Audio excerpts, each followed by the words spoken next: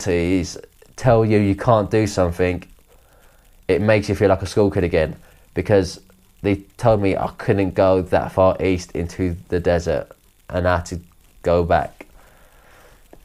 I've been on adventures before. Back in 2014 in the summer, I walked to the Swiss Alps. I'd spent some time surviving on a mountain, eating slugs, ants and leaves, whilst battling against hypothermia, as I was soaked and cold for days because I just had a sleeping bag and no tent with me. Also to know, when I was walking to the Alps, if a stranger offered me a lift, I would never turn it down. The lifts are actually very helpful as well. They would give me, especially if I spoke English, they could tell me where I should go to or take me to the nearest supermarket. It helped massively. Okay, so there's a big contrast in terms of the Sahara Desert adventure and living at home, living a normal life. There's a big contrast in location and environment. Obviously, the freedom is the greatest aspect, as you wake up in the desert when your body wants to wake up, and you sleep when your body wants to sleep.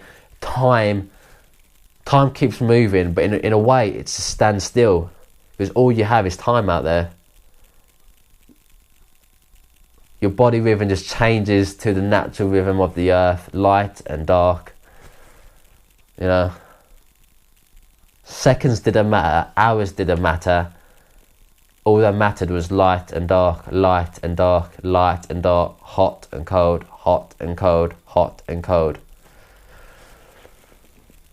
It's a much bigger challenge than in my normal life, but it's similar in the sense that you're trying to achieve a goal, except when you're in the Sahara Desert cycling across it, your goal is just more singular and focused on one task, which just continues. And obviously there's not a lot of human interaction, so yeah,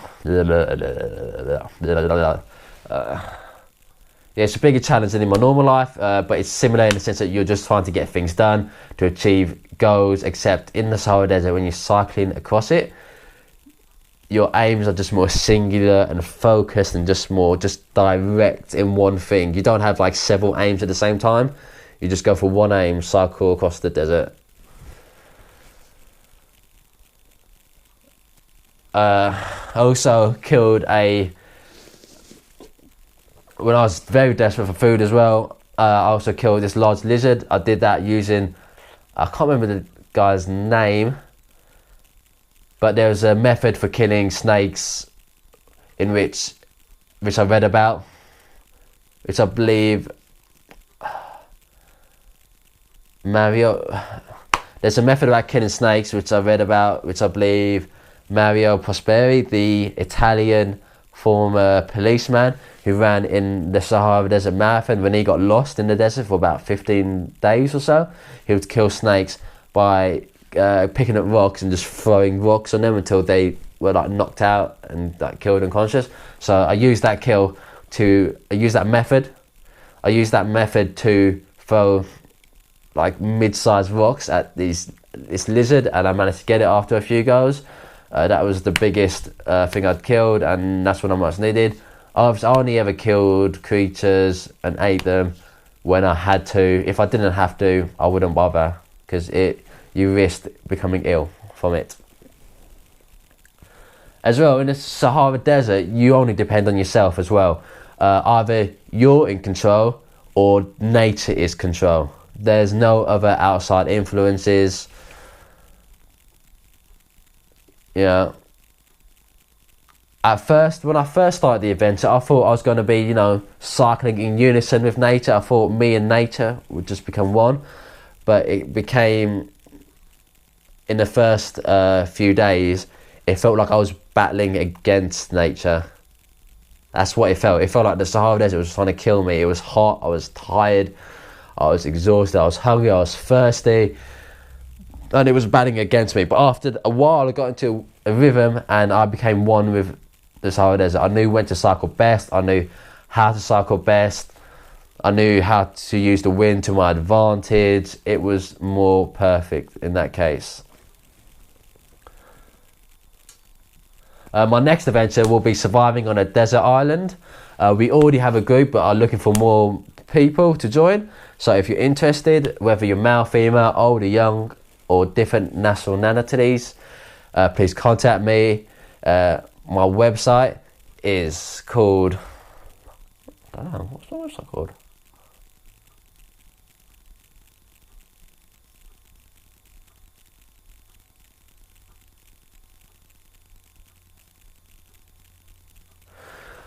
Okay, my next adventure will be surviving on a desert island. We already have a group, but we are looking for a few more people. So if you're interested, whether you're male, female, old or young, or different nationalities, please contact me. My website is www.adventurevoidcollective.com. My website is www.wordpress.adventurevoidcollective.com. My website is www.adventurevoidcollective.wordpress.com. My email is also Daniel Ofili, spelled OFILI 92 @gmail.co.uk. My email is Daniel Ofili, spelled OFILI @gmail.com.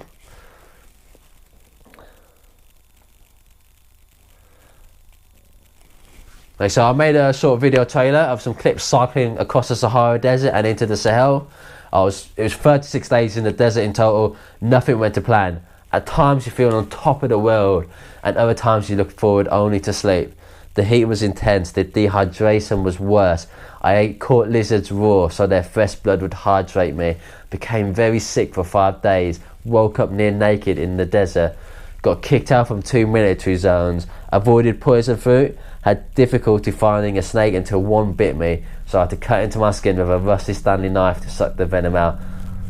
So in all, I cycled 1,800 kilometers. So in all, I cycled 1,800 kilometers, included when my pedals broke off. I had to cycle 386 kilometers with just one pedal.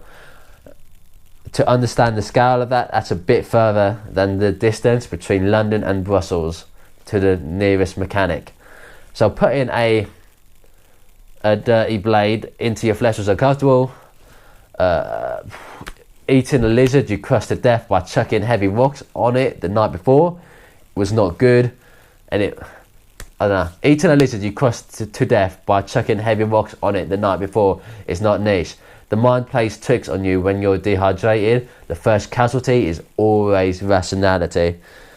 In all, I lost maybe 15 to 17% of my body weight out there. It's about 15 kilograms I lost. So that was quite a bit.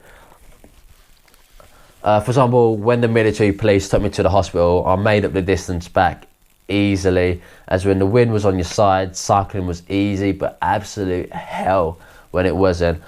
In all, it was alien and horrible in parts, but it was alien and horrible in parts, and mean and cruel, but it was the time of my life.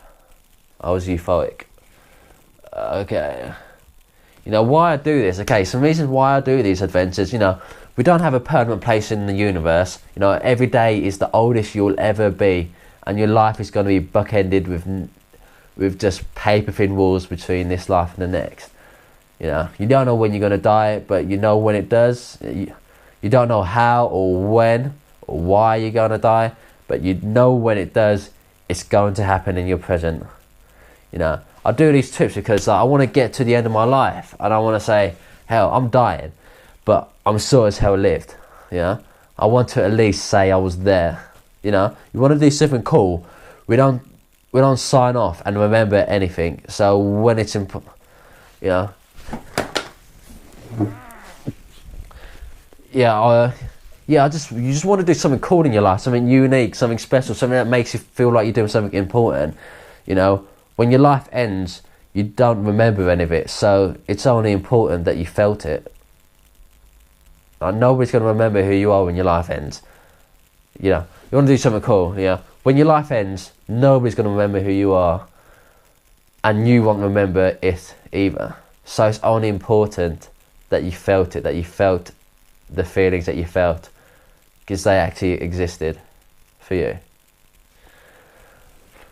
You know, the world population is 7 billion, and the world's population is about 7 billion now, and there's an innate desire to not be the same as everyone else. Everyone feels it, you know. You don't want to be just a number, you want to be counted differently, but in that desire we all become the same, but actually acting on it makes us different.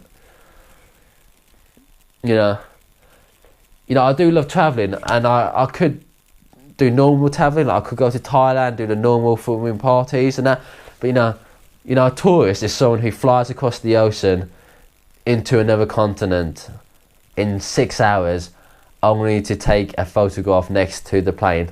You know, I want to seek security and not I want to seek opportunity and not security. You know, we're all prisoners to our own period in time. Like, we can't, obviously, we're all, the way one guy said, you know, we are all prisoners to our period in time. You know, we can't go back to the creators. We're all prisoners to our period in time. We can't go back to the creators period. We can't go back to the Victorian era. We can't go back to World War One, World War Two. We can't go really forward. So, like, we currently in modern society, it's just the Sahara Desert is a timeless place. It looks the same as it did, you know, kind of 100,000 years